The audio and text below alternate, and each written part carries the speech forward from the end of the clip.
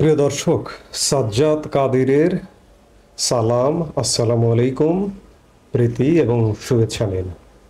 এই মুহূর্তে আপনাদের সামনে কথা বলতে এসে বয়কটের ডাক সত্ত্বেও ভারত থেকে পণ্য আমদানি বন্ধ করতে পারছে না কেন বাংলাদেশ, এই প্রসঙ্গটি নিয়ে আপনাদের সামনে কথা বলবো। এই মুহূর্তে বলা যায় গত 10 মাস আওয়ামী লীগ সরকার পতনের পর বাংলাদেশে ভারত বয়কটের ডাকটি তুঙ্গে। ভারতের সাথে কূটনৈতিক সম্পর্ক তলানিতে, কিন্তু আমাদের আমদানি রপ্তানির চিত্রটা যদি দেখেন বিস্মিত হবেন। সাময়িক এই 10 মাসে মাঝে মাঝে খানিকটা বিঘ্ন ঘটেছে। 5 আগস্ট সরকার পতনের পরে কয়েকদিন আমদানি রপ্তানি বিঘ্ন ঘটেছে। এরপরেও বিভিন্ন সময় মাঝে মাঝে একটু উত্তেজনা তৈরি হয়েছে। এই যেমন ভারত পাকিস্তান যুদ্ধের সময় এই কয়েকদিনও পণ্য রপ্তানি খানিকটা কম হয়েছে, বিভিন্ন সময় মাঝে মাঝে কম হয়েছে। কিন্তু সত্যিকার অর্থে এই যে এত টানাপোড়েন, বাংলাদেশের বিপুল জনগোষ্ঠী, একটা বৃহৎ জনগোষ্ঠী ভারত বয়কটের ডাক দেয়, ভারতের সাথে চলবে না, কিন্তু সত্যিকার অর্থে ভারতের পণ্য ছাড়া চলতে পারছে না, চলতে পারে না। পরিসংখ্যান কি বলছে আমরা একটু সেটি দেখে নেই। যে ভারতের বাণিজ্য ও শিল্প মন্ত্রণালয়ের তথ্য বলছে যে এই চলতি অর্থ বছর, ভারতের অর্থ বছর কাউন্ট করা হয় এপ্রিল টু মার্চ, আমাদের যেমন জুলাই টু জুন, ভারতের 24-25, আমি গত কয়েক বছরের পরিসংখ্যানটা যদি বলি যে 2019-20 সালে অর্থ বছরে ভারত থেকে আমাদের পণ্য আমদানি করতে হয়েছে $8.20 বিলিয়ন। 2020-21 অর্থ বছরে আমাদের পণ্য আমদানি করতে হয়েছে $9.69 বিলিয়ন। 2021-22 অর্থ বছরে আমাদের সর্বোচ্চ, বাংলাদেশের ইতিহাসে 2021-22 অর্থ বছর ছিল সর্বোচ্চ আমদানির বছর, $16.15 বিলিয়ন। 2022-23 অর্থ বছরে $12.21 বিলিয়ন। 2023-24 অর্থ বছরে $11.06 বিলিয়ন। আর এই যে চলতি অর্থ বছর, ভারতীয় অর্থ বছর যেটি গত মার্চে শেষ হয়েছে, হয়ে আবার এপ্রিল মে নতুন অর্থ বছরের 2 মাস চলছে, বিগত অর্থ বছর 2024-25-এর $11.45 বিলিয়ন পণ্য আমদানি করা হয়েছে। অর্থাৎ 2023-24-এর থেকে বেশি পণ্য আমদানি হয়েছে 2024-25। এই যে এবার যদি রাজনৈতিক টানাপোড়েনটা না হতো, গত 10 মাস যাবত রাজনৈতিক টানাপোড়েন, এই আমদানিটাও যেটা হয়েছে সেটা 2021-22-এর যে সর্বোচ্চ আমদানি, অতটা $16 বিলিয়ন না ছুলেও $14 বিলিয়ন, $13-14 বিলিয়ন কিন্তু ছুঁয়ে যেত। আমরা পারছি না কেন ভাই? আমরা তো ভারতের পণ্য বর্জনের ডাক দেই। ভারত আমাদের শত্রু রাষ্ট্র শেখানো হয় একটি জনগোষ্ঠীকে, কিন্তু ভারত আমাদের সবচেয়ে অকৃত্রিম বন্ধু রাষ্ট্র। আমি বারবার ভারতের বন্ধুত্বের কথা স্বীকার করি এবং আমি সত্যিকার অর্থে ইমোশনাল হয়ে যাই।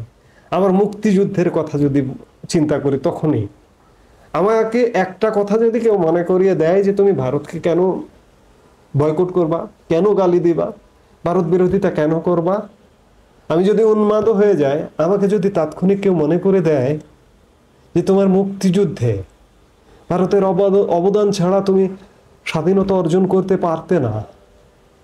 তুমি দেখো না, এই যে পাকিস্তানেরই আরেকটি প্রদেশ বালুচ, 77 বছর যাবৎ তারা জ্বলছে পাকিস্তানের সাথে। ঠিক তেমনি তুমি পাকিস্তানের আর একটা প্রদেশ ছিল পূর্ব পাকিস্তান। ভারত যদি তোমাকে সহযোগিতা না করতো সেই সময়, তুমি স্বাধীনতা অর্জন করতে পারতা না।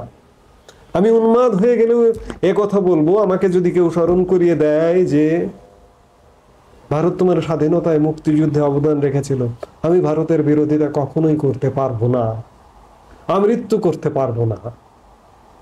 আজকে ভারত বিরোধিতা মুখে এক কথা বলি, বাস্তবে আর এক রকম। পণ্য আমদানি কোনোভাবেই কমেনি। আমরা রপ্তানি কি করেছি সেটিও যদি একটু দেখি, যে ভারত বাংলাদেশ ব্যবসা বাণিজ্য এতটাই নির্ভরশীল যে ভারতের বাণিজ্য বিভাগের পরিসংখ্যান অনুযায়ী 2021-22 অর্থ বছরে বাংলাদেশ থেকে ভারতে পণ্য রপ্তানি করা হয়েছে $1.97 বিলিয়ন, প্রায় $2 বিলিয়ন কাছাকাছি। পরের অর্থ বছরে $2 বিলিয়ন ছাড়িয়ে যায়, অর্থাৎ 2022-23 অর্থ বছরে। 2023-24 অর্থ বছরে তা খানিকটা কমে, $2 বিলিয়ন থেকে একটু কম হয়। আর সর্বশেষ এই যে আমরা যে অর্থ বছরটি শেষ করলাম 2024-25 অর্থ বছরে বাংলাদেশ থেকে ভারতে পণ্য রপ্তানি করা হয়েছে $2 বিলিয়ন কিছু বেশি। অর্থাৎ আমাদের রপ্তানিটা, ভারতের রপ্তানিটাও কিন্তু $2 বিলিয়ন ধারে কাছে। গত কয়েক বছর যাবৎ ধারাবাহিকভাবে এটা ঘটছে। আমি রপ্তানির কথা বলছি না, রপ্তানি বাজার দরকার বাংলাদেশে, কিন্তু আমদানি তো বন্ধ হওয়া দরকার। কেন পারছি না? ভারত থেকে আমাদের কি বেশি আমদানি হয়, আমরা কেন পাচ্ছি না? আমরা চোখে দেখি যে ভারতীয় খাদ্য, ভারতীয় গাড়ি আমদানি হয়, 2 হুইলার, 3 হুইলার কিংবা মোটর গাড়ি কিংবা রেল ইঞ্জিন, কিন্তু সবচেয়ে নেপথ্যে একটা খুব বড় ধরনের প্রোডাক্ট আমদানি করতে হয় বাংলাদেশকে। আমাদের যে গার্মেন্টস শিল্পটা, টেক্সটাইল শিল্পটা চলে। আগে তো টেক্সটাইল, আগে কাপড়টা তৈরি হয়, আগে তো সবার আগে তুলা থেকে সুতা তৈরি হয়, সুতা থেকে কাপড় তৈরি হয়। এই যে কটন মিল, আমাদের যে স্পিনিং মিলগুলো, এই স্পিনিং মিলগুলোর টোটাল খাবারের প্রায় টোটাল আমাদের গার্মেন্টসের মেইন প্রধান প্রোডাক্ট যে তুলা ছাড়া আমাদের সুতা উৎপাদন হবে না, যে তুলা ছাড়া আমাদের কাপড় উৎপাদন হবে না, যে কাপড় থেকে আমরা জামা কাপড় বানিয়ে বিদেশে রপ্তানি করতে পারবো না, এর টোটাল যে চাহিদা, তার যুক্তরাষ্ট্রের কৃষি বিভাগ, ইউনাইটেড স্টেটস ডিপার্টমেন্ট অফ এগ্রিকালচারের প্রতিবেদন অনুসারে 2023 পঞ্জিকা বর্ষে বাংলাদেশ যত সুতা আমদানি করেছে বা তুলা আমদানি করেছে, তার মধ্যে ভারত থেকে 84.5%। অর্থাৎ টোটাল আমার গার্মেন্টসের যে চাহিদা, মানে তুলা আমদানি করতে হয়, এর 80 থেকে 85% ভারত থেকে আমদানি করে।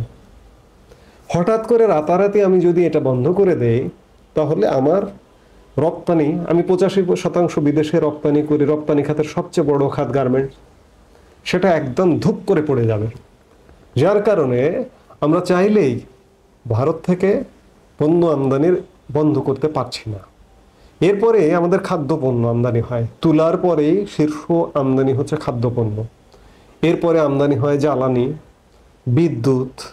আপনারা জানেন আদানি, বাংলাদেশের 10% বিদ্যুতের এক আদানি শুধুমাত্র আমাদের সরবরাহ করে, টোটাল বিদ্যুতের 10% সরবরাহ করে। এদিকে ত্রিপুরা থেকে কিছু আমদানি হয়, আমাদের জ্বালানি তেল আমদানি হয়, আর খাদ্যপণ্য তো আছেই বললাম। তো সবকিছু মিলে আমরা হঠাৎ করে কোনোভাবেই, আপনি যত বয়কটের ডাক দেন না কেন, আমি বুঝে না বুঝে, আমাদের ব্রেইন ওয়াশটা এমনভাবে ব্রেইন ওয়াশ করা হয় যে বুঝে না বুঝে আমি ভারতীয় পণ্য বয়কটের ডাক দিই। কিন্তু আজকে বয়কট, কালকে কিন্তু আমার নিঃশ্বাস বন্ধ হয়ে যাবে। হঠাৎ করে বিকল্প উৎস খুঁজে পাবো, কিন্তু সেটি দীর্ঘ সময়ের ব্যাপার।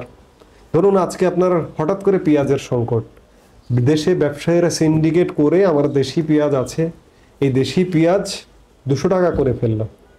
আপনার পাশে ভারত, আজকে এলসি করলে আপনি 3 থেকে 7 দিনের মধ্যে আপনার পেঁয়াজটা ঢুকে যাবে। আপনি যদি তুর্কি থেকে পেঁয়াজ আমদানি করতে যান, সেটা তো 15 দিন, 1 মাস, 2 মাস লেগে যেতে পারে। ভারত থেকে এভাবেই আমাদের সংকটগুলো মেটানো হয়।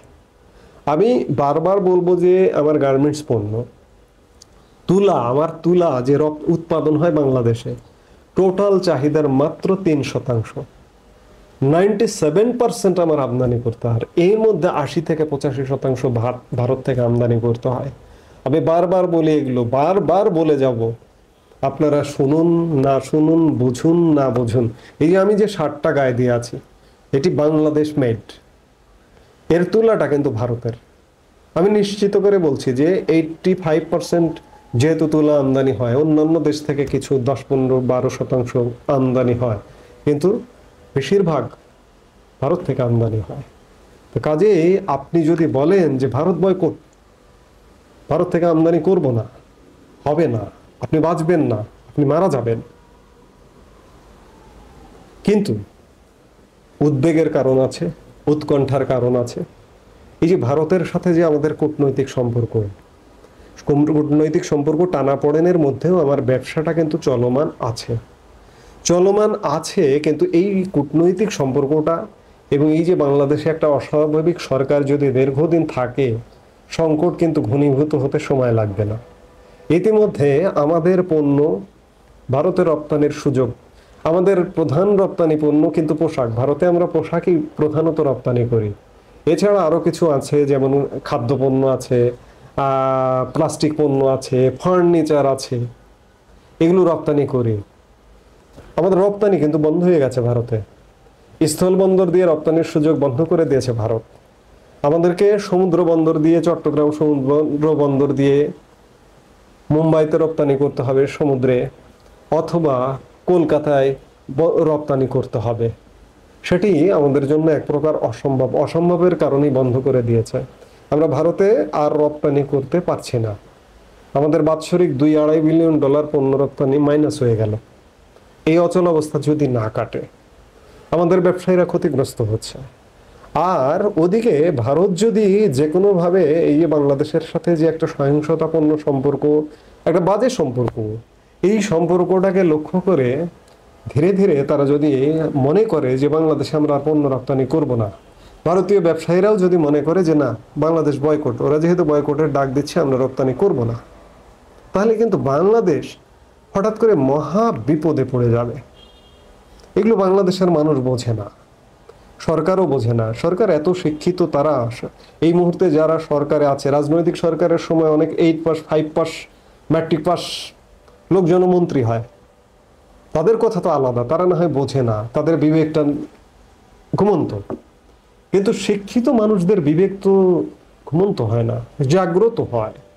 তাহলে আমরা কি শিক্ষা পেলাম? আমরা তো কুশিক্ষা পেয়েছি। আমাদের এই যে সাধারণ মানুষও বুঝে না বুঝে ভারত বিরোধিতা করে, এটিও তো সঠিক না। আমাদের রাষ্ট্রীয়ভাবে ভারত বিরোধিতার বিরুদ্ধে, ভারত বিরোধিতা না করার পক্ষে প্রচারণা চালানো উচিত।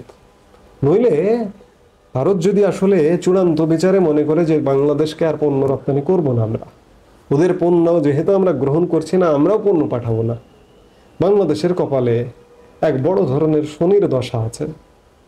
আমি জানি না যে এই অবস্থা, এই সরকার থাকাকালীন এই অবস্থা, এই সংকট কাটবে না। নিশ্চয়ই রাজনৈতিক সরকার আসতে হবে, তাহলেই হয়তো কেটে যাওয়া সম্ভব। আমরা প্রত্যাশা করি, আমরা আল্লাহর কাছে প্রার্থনা করি, আল্লাহ তুমি বাংলাদেশের এই সংকট কাটিয়ে দাও। এবং আমাদের সবচেয়ে নিকট প্রতিবেশী, আমি ধর্মের কারণে বিরোধিতা করব না, আমি আমার ধর্মের মুসলিম, ডাকাত, সন্ত্রাসী, আমি তাকে তো ঘৃণার চোখে দেখব। একটা হিন্দু ধর্মের, বৌদ্ধ ধর্মের, খ্রিস্টান ধর্মের যদি সৎ মানুষ হয়, ভালো মানুষ হয়, তাকে আমি বুকে টেনে নেব। এটাই মানুষ হওয়া উচিত। শুধুমাত্র ধর্মের কারণে একজনকে, ডাকাতকে বুকে টেনে নেব, একজন মানুষ হিসেবে আমি মানুষের পর্যায়ে থাকবো না, আমি অন্য কিছু হয়ে যাব। কাজেই ভারত বাংলাদেশ সম্পর্ক উন্নয়ন ছাড়া বিকল্প কোনো পথ নাই। এই মুহূর্তে এ পর্যন্ত। সবাই ভালো থাকুন, সুস্থ থাকুন। আমাদের ভিডিওগুলো নিয়মিত পেতে সাবস্ক্রাইব করুন Sajjad Kadir and the legends YouTube channel এবং লাইক, কমেন্ট, শেয়ার করে সাথে থাকুন।